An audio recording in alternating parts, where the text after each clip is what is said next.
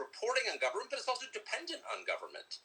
You know, in 2008, it became really clear that Barack Obama had been having sex with men and smoking crack.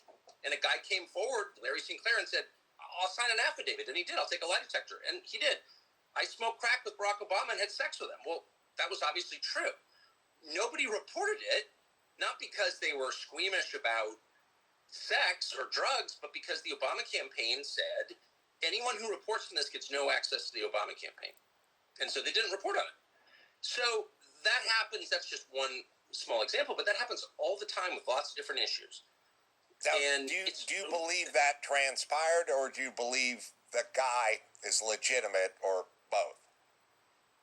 Oh, the Larry Sinclair story? Oh, that definitely happened. Oh, for sure. I mean, I've talked to Larry Sinclair about it, and definitely it happened. I mean, Larry Sinclair's been in and out of prison during one period. I mean, 40 years ago, he was in and out of prison. He's got a criminal record by definition.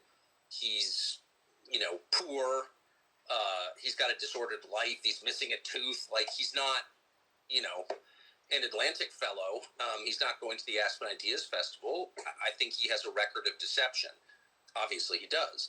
But this story, if you listen to it in detail, is clearly true. I mean, I'm going to do an interview with him and you can hear it. And again, it's not going to change the world that Barack Obama likes dudes.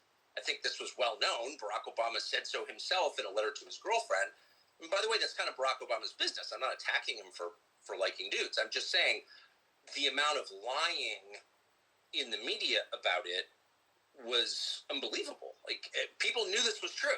And it was quite obviously true at the time. And people who covered the campaign didn't say anything about it because they didn't want to lose access to the campaign. And that happens all the time up and down government. So it's almost like if you have a housekeeper, you think, she works for me. But if you have a housekeeper long enough, you realize, well, you actually work for her.